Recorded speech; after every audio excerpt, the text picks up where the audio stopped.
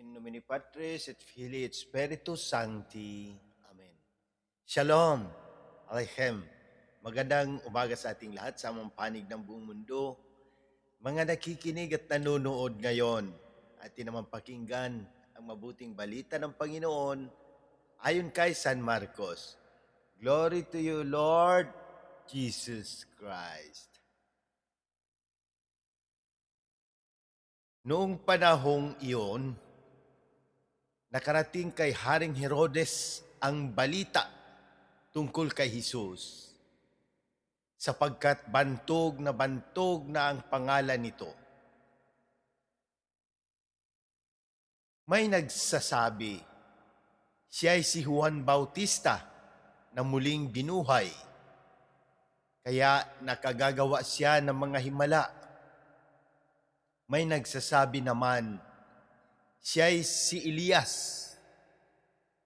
Siya ay propeta katulad ng mga propeta noong una. Anang iba pa? Sinabi naman ni Herodes nang mabalitaan niya ito, muling nabuhay si Juan na pinapugutan ko. Si Herodes ang nagpahuli, nagpagapos at nagpabilanggo kay Juan dahil kay Herodias. Ang babaeng ito'y asawa ni Felipe na kapatid ni Herodes. Ngunit kinakasama niya. Laging sinasabi sa kanya ni Juan, hindi matuwid na kunin ninyo ang asawa ng inyong kapatid. Kaya't si Herodias ay nagkimkim ng galit kay Juan. Hinangad niyang ipapatay ito, ngunit hindi niya magawa sapagkat natatakot si Herodes kay Juan. Alam niyang ito'y taong matuwid at banal, kaya't ipinagsasanggalang niya. Gustong-gusto niyang makinig kay Juan, bagamat labis siyang nababagabag sa mga sinabi nito. Sa wakas ay nagkaroon ng pagkakataon si Herodias nang anyayahan ni Herodes sa kanyang kaarawan ang kanyang mga kagawad, mga pinuno ng hukbo at mga pangunahing mamamayan ng Galilea. Pumasok ang anak ng babae ni Herodes at nagsayaw. Labis na nasiyahan si Herodes at ang mga panauhin, kaya't sinabi ng hari sa dalaga, hingin mo sa akin ang anumang ibig mo at ibibigay ko sa iyo. At naisumpa pa niyang ibibigay kahit ang kalahati ng kanyang kaharian kung ito ang hihilingin. Lumabas ang dalaga at tinanong ang kanyang ina, ano ang hihilingin ko? Ang ulo ni Juan Bautista, sagot ng ina.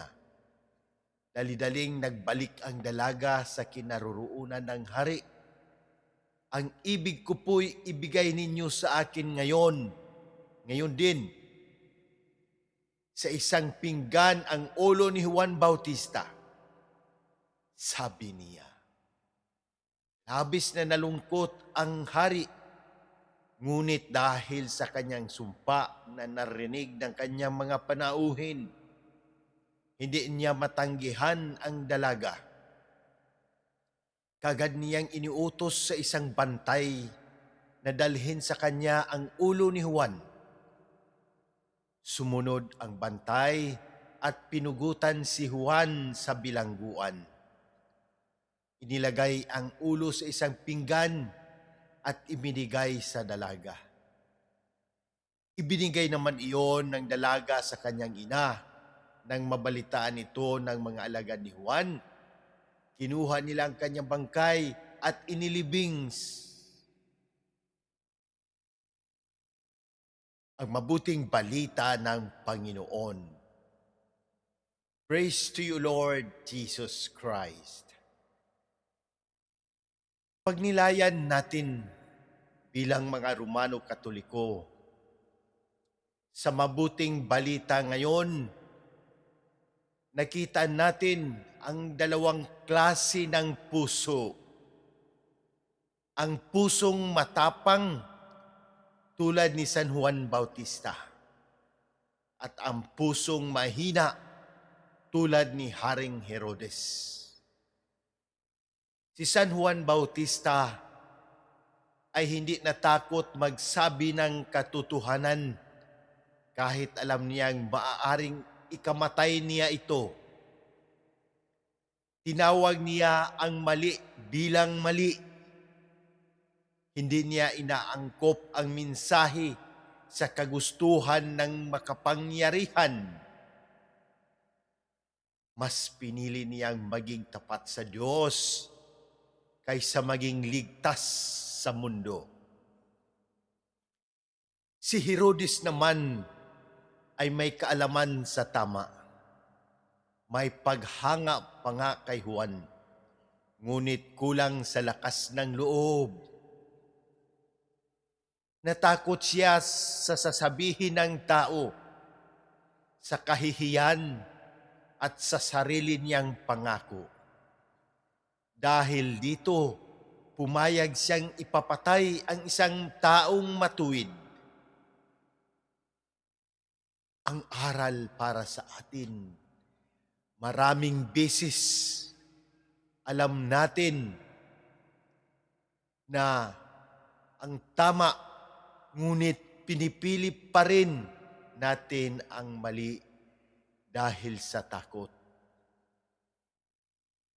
Aliw, pakikisama upan sariling interes.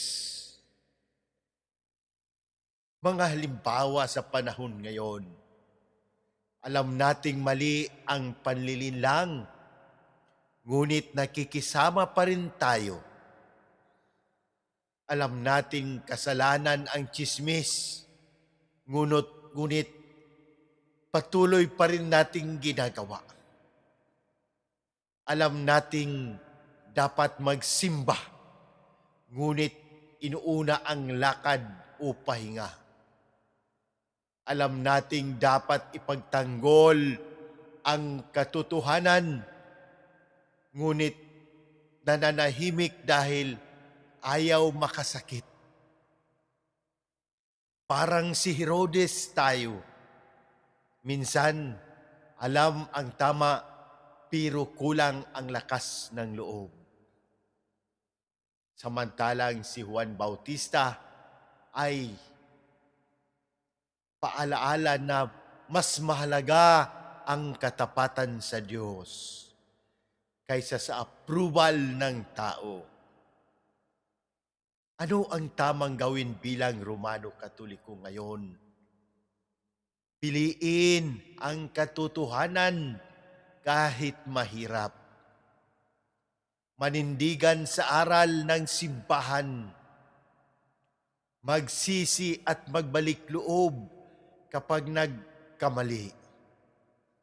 Palalimin ang panalangin at makipag-ugnayan sa Diyos. Tularan ang tapang ng mga martir na mas piniling mamatay kaysa talikuran si Kristo. Manalangin tayo. Panginoong Diyos, maraming salamat po sa halimbawa ni San Juan Bautista at ng mga banal na martir. Bigyan mo po kami ng pusong matapang, pusong tapat, at pusong handang sumunod sa iyo kahit mahirap.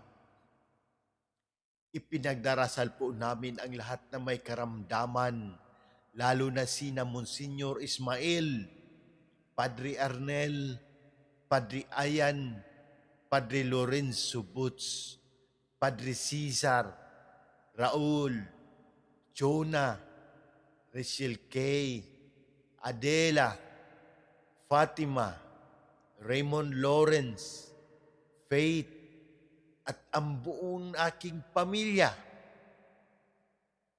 ang mga nanalangin, pati ang lahat ng nakabasa, nakikinig at nanonood nito. Hipuin mo po sila ng iyong mapagpagaling na kamay.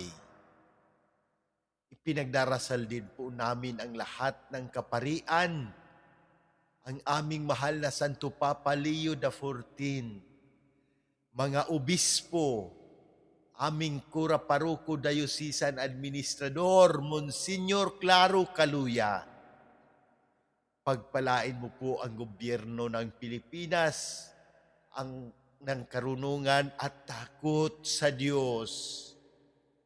Alalahanin mo rin po ang mga pumanaw, si Papa Francisco, Monsignor Hermas, Pempe, Ferdinand, Pasita, Dante, Edwin, Obispo Jose, Maria Catalina, Jerry Jr., Padre Joseph, Jerry Dolores, at ang lahat naming mahal sa buhay na namaalam na.